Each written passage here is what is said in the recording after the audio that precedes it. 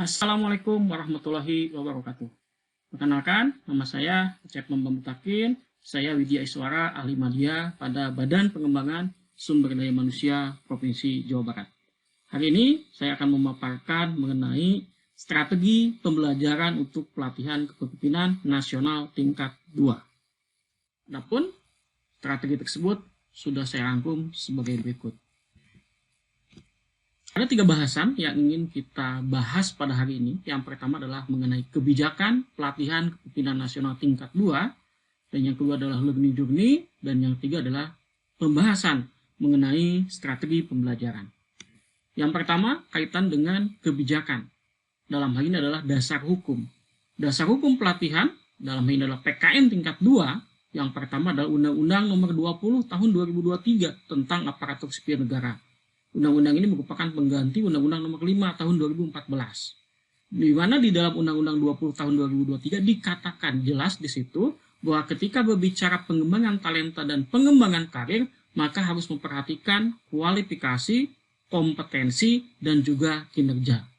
Nah, berbicara mengenai pengembangan kompetensi, juga ada tindak lanjutnya, yaitu di dalam PP 11 Tahun 2017 tentang manajemen pegawai negeri sipil, sebagaimana telah diubah dengan PP nomor 17 tahun 2020, kemudian juga di dalam Permenpan nomor 38 tahun 2017 tentang standar kompetensi jabatan, yang kemudian juga dituangkan di dalam Peraturan LAN nomor 5 tahun 2022, sebagaimana telah diubah dengan Peraturan LAN nomor 6 tahun 2022 tentang penyelenggaraan pelatihan struktural kepemimpinan.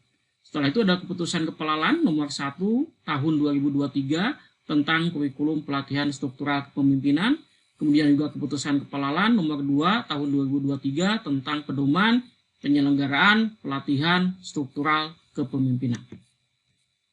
Baik, kita bahas mengenai output PKN, Bapak dan Ibu. Sebagaimana kita ketahui bahwa pelatihan kepemimpinan nasional, tahap pertama itu adalah pembelajaran berbasis klasikal, di mana para peserta pelatihan itu akan masuk terlebih dahulu untuk menerima dan melakukan pembukaan serta orientasi program, dan di situ juga ada ceramah yang disampaikan oleh beberapa orang narasumber. Setelah itu lanjut ke yang berikutnya, di tahap selanjutnya adalah mengikuti pembelajaran mandiri. Ketika mereka mengikuti pembelajaran mandiri, tentunya mereka belajar sendiri dengan melihat materi-materi yang sudah disiapkan di dalam LMS. Jadi para peserta belajar sendiri dengan membuka materi di LMS tersebut, untuk kemudian juga mereka harus mengerjakan esai yang sudah disiapkan. Ya, ada 3 esai di situ, ada agenda 1, agenda 2, dan agenda 3. Ini sifatnya penugasan individu. Dan yang berikutnya, mereka harus mengikuti pemetaan sikap perilaku kepemimpinan, di mana dalam ini akan diukur mengenai potensi mereka. Setelah selesai di tahapan kedua, masuk berikutnya adalah di dalam tahapan e-learning. Di dalam e-learning, kita mengenal 2 pola, yaitu sinkronus dan asinkronus. Nah, di dalam sinkronus dan asinkronus ini, kalau asinkronus tidak bertemu dengan Widya Iswara, namun di dalam sinkronus, mereka akan bertemu dengan Widya Iswaranya. Di sini dilakukan pendalaman agenda, kemudian juga mereka akan menerima penugasan individu, termasuk tindak lanjut esai, ada juga penugasan kelompok, serta rancangan polisi brief. Setelah itu masuk dalam pembangunan komitmen bersama, kemudian mereka melakukan identifikasi masalah, tantangan, dan juga komitmen. Selesai membangun komitmen bersama, lanjut ke tahap berikutnya, yaitu pembelajaran klasikal tahap 2. Di dalam pembelajaran klasikal tahap 2, akan mereka mengikuti dan menyusun laporan presentasi kepemimpinan nasional. Jadi ada tugas individu dan juga ada tugas kelompok di situ. Selain itu, mereka juga akan melakukan evaluasi akademis, menyusun rancangan proyek perubahan, serta menyusun polisi brief. Tahap selanjutnya adalah melakukan aktualisasi kepemimpinan strategis. Di sini tugas mereka adalah melaksanakan proyek perubahan. Dan selama melaksanakan proyek perubahan, tentunya mereka harus mengikuti mentoring pelaksanaan pengembangan potensi diri. Setelah itu, kemudian masuk dalam pembelajaran klasikal tahap 3. Dalam hal ini mereka akan mengikuti seminar proyek perubahan serta laporan pengembangan potensi diri. Nah, inilah Bapak dan Ibu mengenai pembelajaran agenda kepemimpinan strategis. Yang kita bahas hari ini adalah kaitan dengan agenda 2, di mana agenda 2 terdiri dari 3 mata pelatihan, yaitu mata pelatihan kepemimpinan digital, mata pelatihan kepemimpinan kewirausahaan, dan organisasi pembelajaran. Dan untuk sesi e-learning itu terdiri dari 25 JP, yang terdiri dari sinkronus dan juga asinkronus, ya, 11 JP dan juga 14 JP alokasinya. Dan yang berikutnya adalah sesi klasikal yang terdiri dari 2 jam pelajaran. Nah, dari situ kalau kita perhatikan di sini mengenai jadwal yang tertuang dalam putusan Palalan, di hari pertama mereka pada saat sesi klasikal pembukaan, mereka akan mendapatkan ceramah isu aktual dalam kepemimpinan strategis. Selanjutnya di hari ketiga, mereka juga akan kembali menerima ceramah isu strategis. Dalam hal ini adalah kepada kepemimpinan kewirausahaan substansinya. Selepas itu kemudian di hari ketujuh, mereka akan melaksanakan pembelajaran mandiri. Dan dalam pembelajaran mandiri mereka melakukan pembuatan esai kaitan dengan isu-isu pada agenda 2. Selanjutnya di hari ke-14 mereka melaksanakan sinkronus pembelajaran agenda 2 4 JP sekaligus asinkronusnya sebanyak 5 JP. Selanjutnya di hari ke-15 mereka juga melaksanakan sinkronus pembelajaran agenda 2 sebanyak 4 JP dan asinkronus pembelajaran agenda 2 sebanyak 5 JP. Setelah itu lanjut di hari ke-16 ada sinkronus pembelajaran agenda 2 sebanyak 3 JP dan asinkronus pembelajaran agenda 2 sebanyak 4 JP. Selanjutnya di hari ke-29, nah di sini seksi klasikal Bapak Ibu, yaitu ada pembelajaran agenda 2 sebanyak 2 jam pelajaran. Lalu seperti apa sih desainnya ya untuk strategi pembelajaran PKN khususnya agenda 2. Nah, dalam hal ini pada hari pertama ada sinkronus dan ada sesi asinkronus. Untuk di hari pertama sinkronus ini sebanyak 4 JP, tentunya diawali dengan perkenalan fasilitator dan peserta ya. Karena ada istilah tak kenal maka tak sayang, maka di sini akan terlebih dahulu dilakukan perkenalan. Setelah itu, untuk menciptakan suasana kelas yang kondusif akan dilakukan pembangunan suasana kelas atau melakukan bina suasana. Dilanjutkan dengan refleksi pembelajaran mandiri.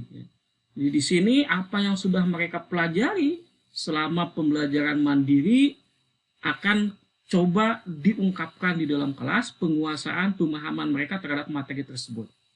Dilanjutkan dengan pendalaman materi agenda 2 dalam ini adalah overview.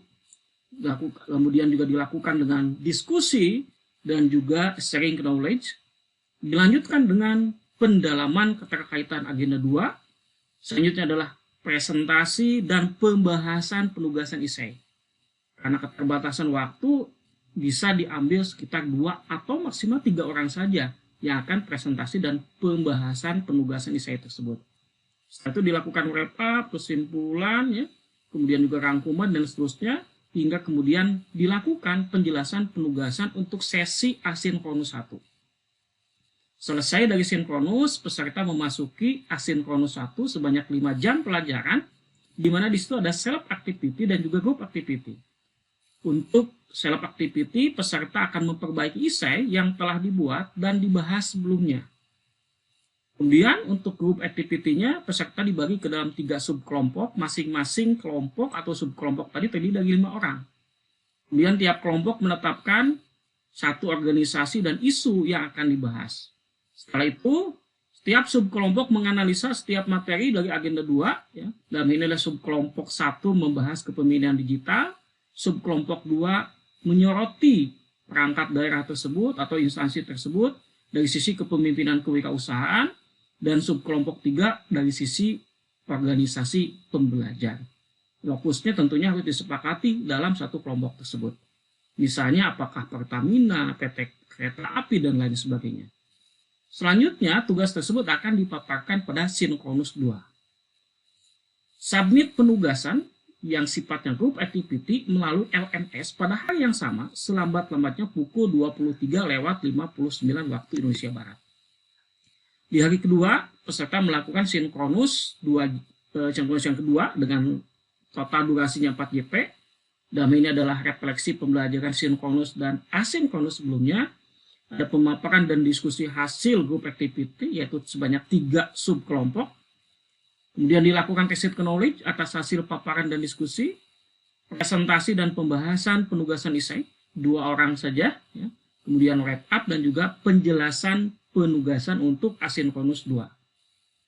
Di dalam sesi asinkronus 2, ada self activity, yaitu peserta melanjutkan memperbaiki esai yang telah dia buat dan dibahas sebelumnya. Kemudian juga group activity, di mana peserta dalam ini adalah kelompok melakukan integrasi. Ya, dari 3 subkelompok diintegrasikan hasil penugasan tersebut menjadi penugasan kelompok. Tugasnya adalah melakukan analisis kepemimpinan strategis pada organisasi yang dipilih berdasarkan perspektif pada agenda 2. Memberikan rekomendasi strategi peningkatan kinerja organisasi untuk menuju organisasi yang adaptif tentunya. Selanjutnya dilanjutkan dengan hari ketiga sinkronus, yaitu peserta di dalam sinkronus adalah melakukan refleksi pembelajaran sinkronus dan asinkronus sebelumnya, melakukan pemaparan, diskusi kelompok yang sudah diintegrasikan tadi, ya. Kemudian test knowledge atas hasil paparan dan juga diskusi, presentasi dan pembahasan penugasan esai, kemudian juga wrap up, memberikan penguatan kembali sebagai pengantar peserta untuk memasuki agenda 3 dan 4. Sehingga ketika mereka masuk di agenda 3 dan 4, penguasaan, pendalaman mereka di kedua itu sudah benar-benar dikuasai. Kemudian masuk dalam penjelasan penugasan di asinkronus 3 serta memberikan motivasi bagi peserta. Nah, berikutnya di dalam asinkronus yang ketiga ada self activity, yaitu peserta memperbaiki esai yang telah dibuat dan dibahas sebelumnya, membuat learning journal dalam bentuk Word 2 halaman, atau bisa juga dalam bentuk MP3 ya, atau MP4 dengan durasi 2-3 menit. Dilanjutkan dengan group activity, yaitu peserta melengkapi memperbaiki hasil penugasan kelompok pada sinkronus 2 yang telah dibahas pada sinkronus 3. Kemudian submit penugasan esai, perbaikan learning journal dan juga tugas kelompok melalui LMS pada hari yang sama, selambat-lambatnya disampaikan pada pukul 23:59 waktu Indonesia Barat. Dan terakhir adalah dalam sesi klasikal sebanyak 2 jam pelajaran. Yang dilakukan pertama melakukan bina suasana, yang kedua adalah knowledge sharing agenda 2, kepemimpinan strategis dalam aktualisasi kepemimpinan, serta tentunya tidak lupa kita akan melakukan evaluasi pembelajaran. Setelah itu baru dilakukan review secara keseluruhan pembelajaran agenda 2 dan terakhir adalah memberikan apresiasi dan juga motivasi bagi para peserta pelatihan PKN. Itu adalah desain strategi yang saya sampaikan. Terima kasih. Assalamualaikum warahmatullahi wabarakatuh.